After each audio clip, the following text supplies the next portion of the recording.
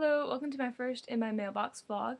I'm not used to the cameras on the MacBooks yet, and I have a bird that's squawking and ringing his bell, so I apologize if this is kind of rough.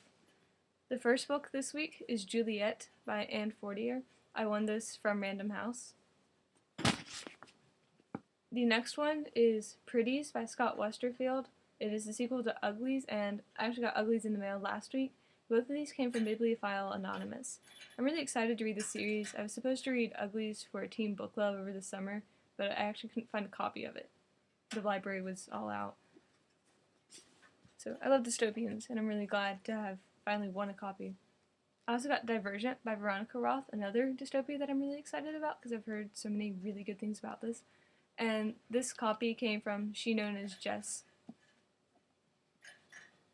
And then next is my big stack of books from Book Closeout Canada. I got 17 books and it was like $50 including shipping because they had a sale, $1.50 for about over 2,000 children's books. So the first one is The Big Empty by J.B. Stevens. It is a post-apocalyptic book and it's a series. I have the second one. I got it on sale from Books A Million, and I'm kind of interested to see how this will turn out because I've only seen it on sale at Books A Million and on bookcloseouts.com.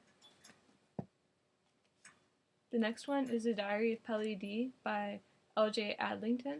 There's also a sequel to this book called Cherry Blossom, and these look pretty intriguing because unlike, the most recent dystopias are like adventure stories and things like that, and these seem to have more to do with societal issues.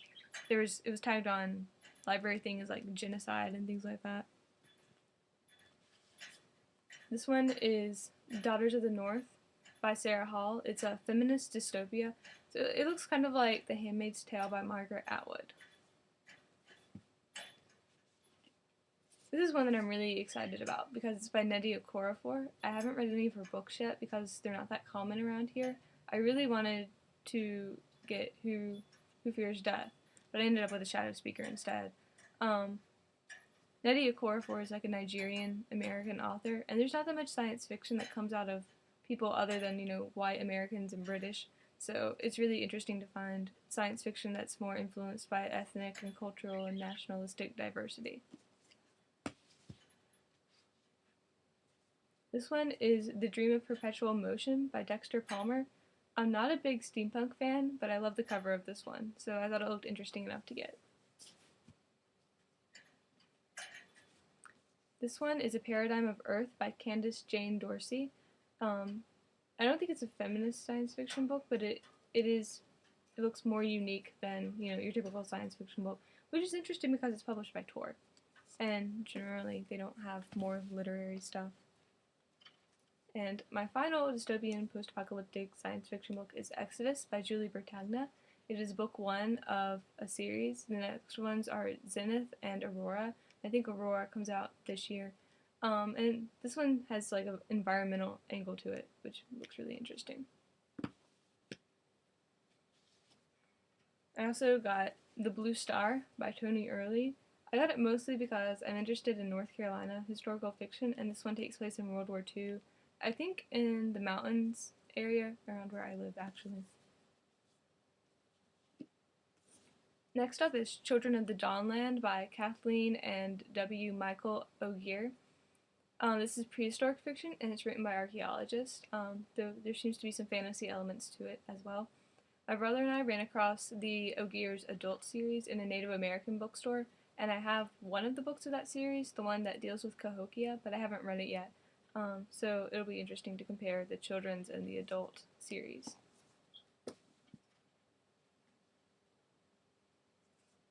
This is The Surrender Tree by Margarita Engel.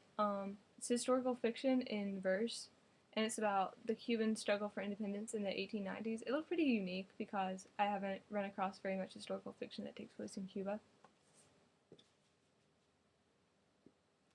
This is Ophelia by Lisa Klein. This is the third book I have by Lisa Klein, and I haven't read any of them yet. But all of her books look just really interesting. So this is a retelling of Hamlet from Ophelia's point of view, which seems really cool because if I ever wrote a retelling of a Shakespeare play, it would be Hamlet from Ophelia's point of view. Okay, Tales from the Town of Widows by James Kenyon. He's a Colombian-born author, so this is magical realism, but it looks like a feminist utopia in some ways, which is interesting because it's a male author. This is a 1940s children's book, and well, it's a modern edition, obviously, but it's endorsed by Lemony Snicket, which is interesting. And I also found out that it's one of the NYRB children's classics. But this is The Bear's Famous Invasion of Sicily by Dino Buzzati. Next up, The Rose and the Beast by Francisca Lia Block. I've heard really good things about her writing, so I'm kind of looking forward to reading this. And I chose this one because it's fairy tale retellings, and I really like the whole retelling made of fiction type book. And I also got Psyche in a Dress by Francisca Lia Block, but I was kind of surprised about how small it is. It's a tiny book. This is another one that I was really excited about, The White Darkness by Geraldine McCaughrean. It has to do with the South Pole, and the character's first name is Sim. So I'm assuming it's going to have something to do with Sim's Hole, which was this weird 1820s theory by John Cleave Sims that there was a hole at the South Pole that led down to a hollow earth. And John Cleave Sims actually wrote the first American utopia about a voyage to the hollow earth, and it's called Simsonia, which is, very creative considering his name is Sims. Anyway, it's thought to have inspired people like Edgar Allan Poe and, Arthur Pym and some of his other Hollow Earth type stories. And finally, I got Fordlandia by Greg Grandin. The subtitle is The Rise and Fall of Henry Ford's Forgotten Jungle City. So basically, in the 1920s, Henry Ford decided that he was going to try to build an ideal model town in Brazil, I think. So it's kind of like a 20th century utopian experiment. I really like utopias. Anyway, so what did you get in your mailbox this week?